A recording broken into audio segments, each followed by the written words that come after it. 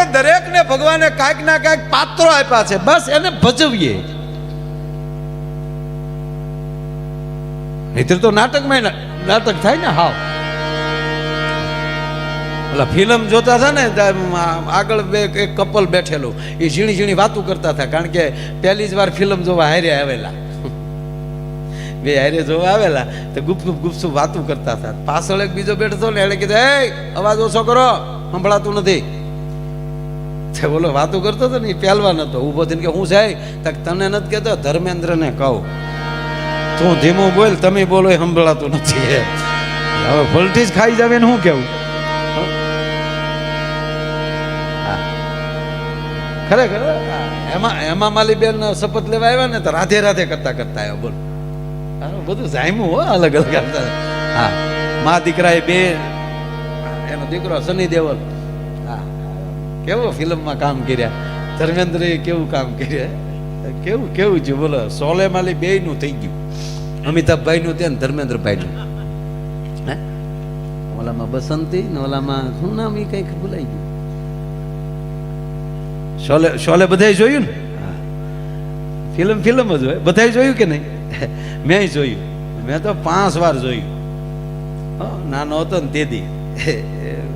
એમાં કેવો એક ગોટાળો છે કહું, કોઈ કહેતા નહીં, કારણ કે આપણે પસા વાર જોઈને બેઠા. હવે એમાં ભૂલ્યું કાઢ્યું તે મેળ આવે એવું છે પણ તેથી મને ખબર હતી, મને જયાબેન ને બેને જ ખબર હતી. આપણે અમિતાભ બાપુના ઘરના જયાબેન, એને એટલે જ એને આ મોટું પાત્ર હતું રામગઢનું. એના લગ્ન પછીનું જે પાત્ર છે પછી બોલ્યા જ નથી. હું કામ? એ ભૂલને એને ખબર હતી કેવો ગોટાળો છે આ. હા, એ કેવું રામ કેવું રામગઢ ને, રામગઢ ને. હા, રામગઢમાં લાઇટ હતી એ ફિલ્મમાં. રામગઢમાં લાઇટ નહોતી. રોજ જયાબેન ઓલું ફાનસ ઓલવવા નીકળે અને અમિતાભભાઈ બેઠા બેઠા ઓલું વાજુ વગાડતા હોય. બેન આવે એટલે વાજુ અટકી જતું હતું. શેજ ત્રાહું હામું જોઈ લે, હજી એમણામાં જોવે છે, કારણ કે એમાં લાઇટ નહોતી. બરોબર, ફાઇનલ ને લાઇટ નહોતી ને ભાઈ, રામગઢમાં લાઇટ નહોતી. તો ધર્મેન્દ્ર જે ટાંકા ઉપર ચડી ગયો, ટાંકો ભરતા હેનથી મર જાઉંગા પટ જાઉંગા મોઈએ.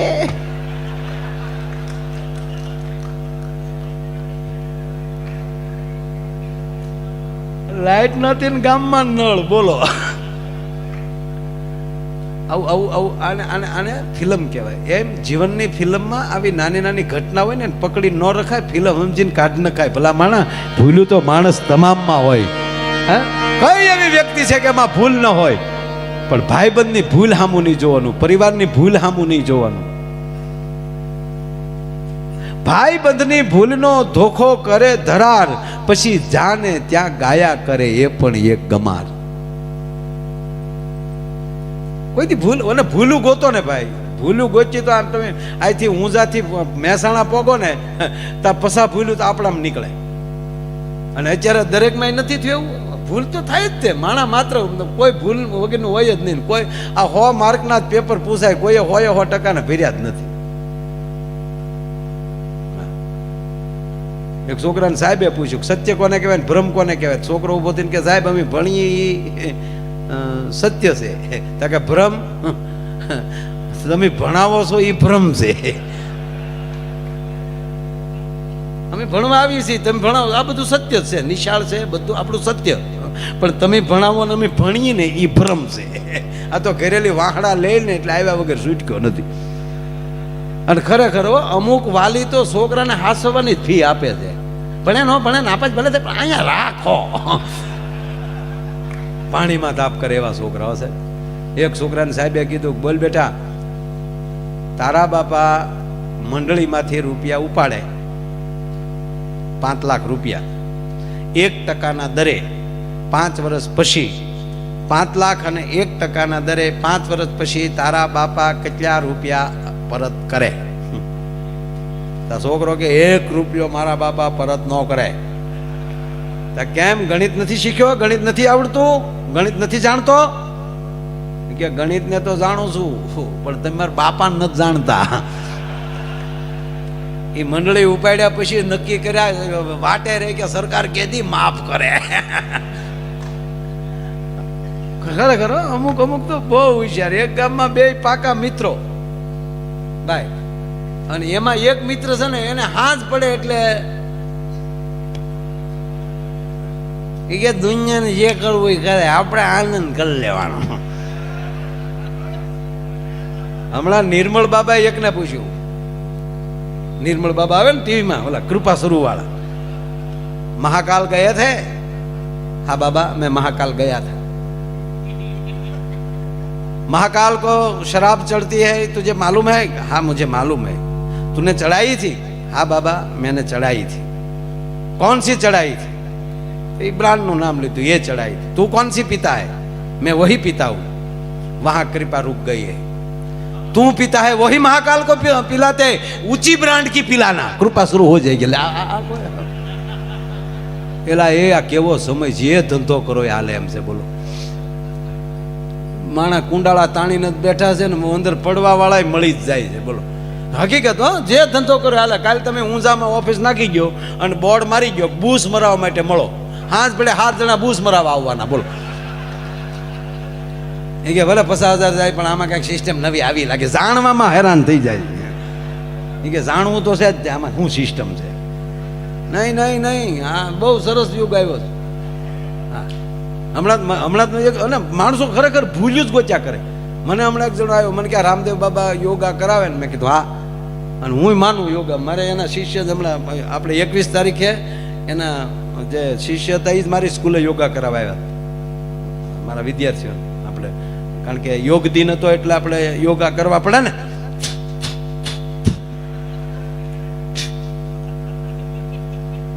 અમારા છોકરા એમાં કરતા હતા, તે આગળ બેઠો થઈ છોકરા એનો વાહો ભરતી હતી. એક છોકરાએ એને જૂની શરદી હતી, શીકણું લાગશું બુસ્કોટ વાહામાં સોટવા મળ્યો. પછી ખબર પડી વાહેલી એના ફુવારા આવે. અને પાછો ઈ કપડા પતંજલિ હાબુથી ધોવો તે જ જાય. તે એક જણો મને ખરેખર મને ખીજાણો, મને કે માયભાઈ શું, મને કે તમે રામદેવ બાબા કરો. અરે મેં કીધું યોગને માર્કેટમાં મૂક્યું સાહેબ સમાજની સામે, નહીતર કેદું હોકેલાઈ ગયું. એને બદલે માણસે કેટલું યોગને અત્યારે બધા યોગા કરતા થયા. તો મને કે યોગ કરવાથી રોગ વયો જાય. મેં કીધું હા, રામદેવ બાબા કહે છે ને કરો યોગને ભાગે રોગ. તો મને કે યોગથી રોગ ભાગે તો એણે મને કે દવાની દુકાન હું કામ કરી લે. આવી ભૂલ્યું જ કાઢે. અને મને કે યોગ કરવાથી મને કે હું માણસ હારા થઈ જાય. મેં કીધું હા. મને કીધું એની આંખ કેમ ના હારી થતી લે. મેં કીધું એ સમાજ હાટું હોય એના માટે ન હોય. જે કોઈ માણસ કરે છે બીજા હાટું, પોતા માટે ન થાય તો હાલે, એને જ થઈ જાય છે ને સારું બસ. મેં કીધું એમ હોય તો મને કે આ તો દવાની દુકાન. મેં કીધું એ તો જેને યોગ ન કરવા હોય, યોગાથી ન સારું કરવું હોય તો એણે આપણી આયુર્વેદિક દવા કાઢી છે કે ભાઈ તમે યોગા ન કરી શકતા, વળ ન ખાઈ શકતા હો તો દવા ખાઓ. કાંઈક તો ખાવું જ પડે, કાં વળ ખાવા પડે, કાં દવા ખાવી પડે. મને કે એવું થોડું હોય. મેં કીધું હકીકત એવું હોય ભાઈ, પોતા માટે કાંઈ ન હોય, સમાજ માટે જ હોય. જાહેર જીવનના માણસ બધાય જોજો તમે. આ ડોક્ટર છે જેટલા ડોક્ટર એને એ કોઈ દી હગાના લગ્નમાં ન જઈએ કે ઘેરે ના પોગે તો હોસ્પિટલ ફોન આવે કે એક જણો પીડ્યો છે ને આવો કાંઈ કા. આ ખરેખર તમામ જાહેર જીવનના તમામ માણસો જેટલા જાહેર જીવનમાં છે, આ ધારાસભ્યોથી માંડીને જેટલા બધા બેઠા બધા, આ જેટલા મોટા ઓફિસરો છે એને પૂછજો તમે કઈ. કારણ કે જગત હાટું જ તે પોતાના પરિવાર.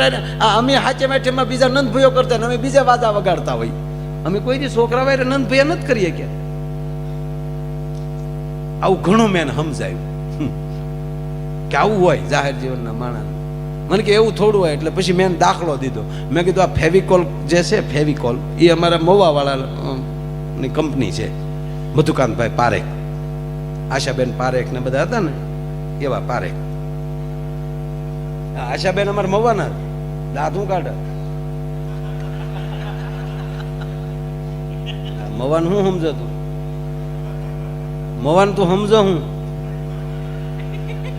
હે જો પૂંજે મોરારી બાપુ ન્યાલી 18 કિલોમીટર હાલો એટલે દેવકા પૂંજે ભાઈશ્રી, બરાબર. ગુજરાતના આપણે મવાની એક વાત નથી કરતો, ગુજરાતના 50 કિલોમીટર તમે જોવા મળો આખા ગુજરાતમાં. અને ગુજરાતમાં જેવા માણસો થયા છે ને એવા હિન્દુસ્તાનમાં બીજે ક્યાંય વર્લ્ડમાં દુનિયામાં નથી. જો વલ્લભભાઈ ગુજરાતના, ગાંધી બાપુ ગુજરાતના, હે દક્ષિણમાં બાપુ બહુ સંસ્કૃત ને બધું હાલે, પણ ભાગવત ને અને રામકથાને જગ જાહેર કરી હોય તો ગુજરાતે ને પૂજ્ય મોરારી બાપુ ને પૂજ્ય ભાઈશ્રી. નહીતર ઓલા પંડિતો કે જેમ તેમ છે બધા એમાંય આગળ, બરોબર. હવે તમે જુઓ અદાણી ગુજરાતના, રિલાયન્સ કોકિલાબેન અને ધીરુભાઈ ગુજરાતના. તમે ગણવા આમાં તમારા હીરામાં તો તમે કેટલા પહેલા તો કેટલું આગળ હતો હિંમતનગર ને આ મેહાણું, હે અહીંના વડીલો. આ નિરમા, હે આ એ ગુજરાતમાં માઇક વાળા, હે. અને અત્યાર સુધીમાં એક એવા વડાપ્રધાન થયા કે અહીંયા જીતે અને પરદેશના માણસો એના વખાણ કરે, એવું બન્યું કોઈ દી છે? હું 23 તારીખે લંડન હતો અને અહીંયા મોદી આપણે બધી સીટો આવીને જીત્યા. સાહેબ હું ખોટું નથી બોલતો, બધાએ જોયા હશે વિડીયો, તો યુટ્યુબ ઉપર આવી ગયું હતું. ન્યાના સાંસદો ભૂરિયા, ન્યાના સાંસદો મૌજી મૌજી એમ કરતા, બોલો ખરેખર કહો. આવી ઘટના આ સ્વીકારવી જ પડે, સત્ય સ્વીકારી જ લેવાનું. જોઈ આવો મોદી ગુજરાતી, માયાભાઈ ગુજરાતી. ફિલ્મ ઇન્ડસ્ટ્રીઝમાં આ મવા તો તમે જુઓ, એટલે અમારે મવા ફેવિકોલ કંપની મોળ, તો મેં એને દાખલો દીધો. હું કહું ફેવિકોલ છે, મેં કીધું એનાથી આખી દુનિયા સોટે ને? મને કે હા. હું કહું એનું ઢાંકણું કોઈ દી સોટ્યું? ફેવિકોલના ડબ્બાનું ઢાંકણું કોઈ દી સોટ્યું હોય મને કયો? પોતે ન સોટે, સમાજને સોટાડતા હોય છે ભાઈ.